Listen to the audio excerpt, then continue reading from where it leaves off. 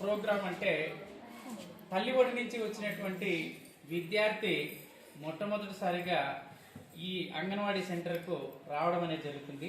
అంటే అతనిలో మనము విద్యా జ్ఞాన జ్యోతిని మనము వెలిగిస్తాం కాబట్టి ఆ కార్యక్రమంలో భాగంగా అతన్ని మనము ముందుగా ఈ అంగన్వాడీ సెంటర్కు ఆహ్వానిస్తూ మనము విద్యా జ్ఞాన జ్యోతిని వెలిగించి అతనికి ఉత్సాహపరుస్తూ అంగన్వాడీ సెంటర్కు ఆకర్షించాలనే ఉద్దేశంతో జ్ఞానజ్యోతి విద్యార్థిని వెల్కమ్ చెప్పేటువంటి ప్రోగ్రామ్ అనేది ఒకటి కండక్ట్ చేశాము.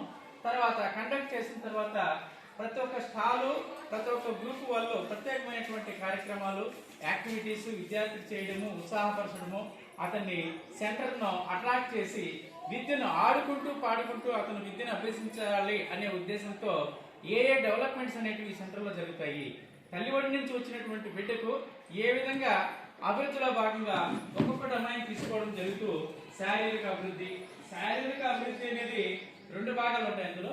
అందులో ఇంత మునిపే వివరించడం జరిగింది. స్థూల కండరాలు సూక్ష్మ కండరాలు. బాబు నడవడము పరిగెత్తడము ఎగరడము దూకడము ఇట్లా స్టెప్స్ వేసి పైకి ఎక్కడము దిగడము లాంటి కార్యక్రమాలు చేయడం ద్వారా స్థూల కండరాలు అభివృద్ధి చెందుతాయి.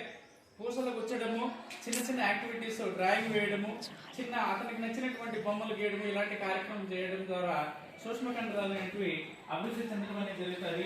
ఇంకా డ్రాయింగ్ వేయడము పూసలు గుచ్చడము తర్వాత ఇలాంటి కార్యక్రమాలన్నింటినీ మనము ఇక్కడ చేపించడం జరుగుతుంది. ఇక్కడ వ్యాయామం కూడా ఇక్కడ చేపిస్తాము.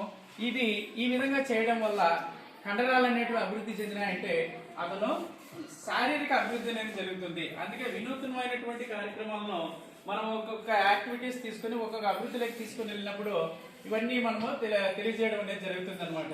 ఇక్కడ మేధాభివృద్ధి అంటే కాగ్నిటివ్ డెవలప్మెంట్ అంటే అతను ఏం చేస్తాడు, పెద్దదేది చిన్నదేది పెద్దదేది తర్వాత అతని యొక్క భావాలను వ్యక్తపరచడము, నవ్వడము ఏడవడము తర్వాత ఆలోచించడము ఇలాంటి కొన్ని భావోద్వేగాలకు లోను కావడం అనేది జరుగుతుంది. కాబట్టి భావోద్వేగ అభివృద్ధి అనేది కూడా పిల్లవాళ్ళ అభివృద్ధి చెందుతుంది.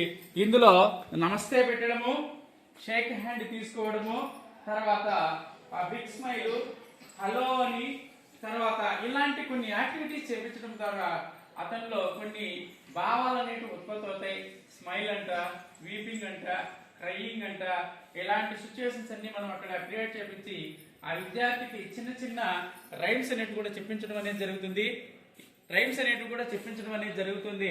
తర్వాత మేధాభివృద్ధిలోని ఇందులో భాగంగానే చిన్న చిన్న నెంబర్స్ కూడా అతనికి వస్తువులను బట్టి ఈ వస్తువులో ఎన్నున్నాయి ఆ వస్తువులను చిన్న చిన్నగా లెక్కించి ఆ వస్తువులు ఎన్నున్నాయో దానికి సంబంధించినటువంటి అంకెను కూడా మనం అతనికి తెలియజేసి గణిత భావనలు కూడా మనము భావనలను మనం ఏర్పరచడం అనేది జరుగుతుంది. అదేవిధంగా మన శరీరంలో ఉండేటువంటి భాగాలు వాటి యొక్క పనితీరు అన్ని ప్రతి ఒక్క భాగాన్ని అంటే జ్ఞానేంద్రియాల ద్వారా మనం ఏవే కార్యక్రమాలు అనేటివి చేస్తాము అనే దాని గురించి జ్ఞానాన్ని తెలియజేసుకుంటాం కదా. ఆ జ్ఞానము ముక్కు ద్వారా ఏం చేస్తాం, వాసన చూస్తాం, తర్వాత నాలుగు ద్వారా రుచి చూస్తాం, తర్వాత చెవి ద్వారా వింటాం, చర్మం ద్వారా మనకు స్పర్శ జ్ఞానం అనేది తెలియజేస్తాము, కన్ను ద్వారా చూస్తామని చెప్పినది ఈ పంచేంద్రియాల ద్వారా జ్ఞానేంద్రియాల ద్వారా విషయాన్ని అతను గ్రహించి తెలుసుకుంటాడు. తెలుసుకున్న తర్వాత భాష ఈ విషయాలన్నింటినీ అతను ఏం చేస్తాడంటే భాష రూపంలో అన్నీ వ్యక్తపరుస్తాడు. ఏ విధంగా వ్యక్తపరుస్తాడు అంటే చుట్టూ ఉన్నటువంటి పరిసరాలను గమనించి చుట్టూ ఉండే పరిసరాల్లో ఉన్నటువంటి మొక్కలు కావచ్చు తర్వాత జంతువులు కావచ్చు తర్వాత మనకు ఉపయోగపడే జంతువులు ఉపయోగపడేటువంటి మొక్కలు ఏమున్నాయి ఆ మొక్కల్లో కూడా ఏ మొక్కలు ఉంటాయి అంటే పండ్ల మొక్కలు ఉంటాయి, తర్వాత కూరగాయల మొక్కలు ఉంటాయి, ఔషధ మొక్కలు ఉంటాయి, తర్వాత అలంకరణ మొక్కలు ఉంటాయి. ఈ విధంగా డిఫరెన్షియేట్ చేస్తూ భాష ద్వారా తన భాష ద్వారా వ్యక్తపరుస్తాడు. కాబట్టి అందులో భాషాభివృద్ధి అనేది కూడా డెవలప్ కావడం అనేది జరుగుతుంది. అందులో భాగంగానే రకరకాల పక్షులను కూడా మనము పరిచయం చేస్తూ పక్షుల గురించి చెప్తాము. మరి జంతువుల గురించి మనం అనుకున్నాం కదా, జంతువులు కూడా ఏవి డొమెస్టిక్ అనిమల్స్ అనేటివి ఏవి, తర్వాత వైల్డ్ అనిమల్స్ అనేటివి ఏవి, తర్వాత పక్షులు వాటి యొక్క క్రై పక్షులు అనేటివి ఏ విధంగా అరుస్తాయి, తర్వాత జంతువులు అనేటివి ఏ విధంగా అరుస్తాయి అనేది ఆ భాషను కూడా వాళ్ళు వ్యక్తపరచడం అనేది జరుగుతుంది. అతని యొక్క హావభావాలను తెలియపరచడం అనేది జరుగుతుంది. అతని ఏ జంతువు ఏ విధంగా అరుస్తుందో దాన్ని ఇమిటేట్ చేయడం ద్వారా, అభినయించడం ద్వారా అతనికి ఈ భాష మీద కూడా కొన్ని విషయాలు అనేవి తెలుస్తాయి. తర్వాత రకరకాల పండ్ల గురించి, రకరకాల కూరగాయల గురించి, వాటి గురించి చెప్పడం అనేది జరుగుతుంది. ఏ పండు ఏ రుచిని కలిగి ఉంటుంది, ఒగరుగా ఉంటుందా, తీయగా ఉంటుందా, చేదుగా ఉంటుందా, అతను చెప్పగలుగుతాడు. కాబట్టి తినగలిగినటువంటి పండ్లు ఏవి అనే విషయాన్ని కూడా తెలియజేస్తారు.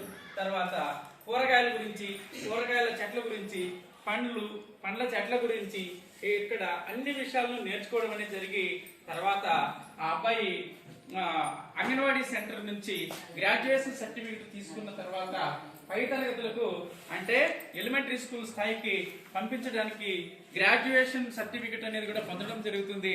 అంటే ఇక్కడ చేసే ఈసీఈ డే కావచ్చు, డైలీ యాక్టివిటీస్ కావచ్చు, వీక్ యాక్టివిటీస్ కావచ్చు, మంత్లీ యాక్టివిటీస్ కావచ్చు, ఇయర్లీ యాక్టివిటీస్ కావచ్చు, వీటన్నింటినీ కూడా మనం విద్యార్థికి తెలియపరిచి చివరగా మన అంతిమ లక్ష్యము విద్యార్థి యొక్క అభివృద్ధి, విద్యార్థి యొక్క సర్వతోముఖ అభివృద్ధి, ఆల్రౌండ్ డెవలప్మెంట్ అనేది మనకి ఎంతో అవసరం ఉంది. కాబట్టి ఇక్కడ మనకి లోగన్ కూడా వేయడం జరిగింది. మన ICDS కి సంబంధించినటువంటి తల్లితో కూడినటువంటి తల్లి ఒడి నుంచి వస్తాడు కాబట్టి అలాంటి చిత్రాన్ని చూపించడం జరిగింది. ఈ సంవత్సరానికి సంబంధించి 2024-25 సంవత్సరంలో మనకి ఈ ప్రోగ్రామ్ అనేది 6 రోజులు జరుగుతుంది. 6 రోజులు కూడా 2 స్పెల్లుగా జరుగుతుంది. ఫస్ట్ 3 డేస్ వచ్చి 1 స్పెల్ గా జరగడం జరిగింది. తర్వాత వచ్చి రెండో స్పెల్ లో వచ్చి మళ్ళీ 3 డేస్ జరిగింది. ఆ 3 డేస్ లో కూడా మనం నేర్చుకున్న విషయాలు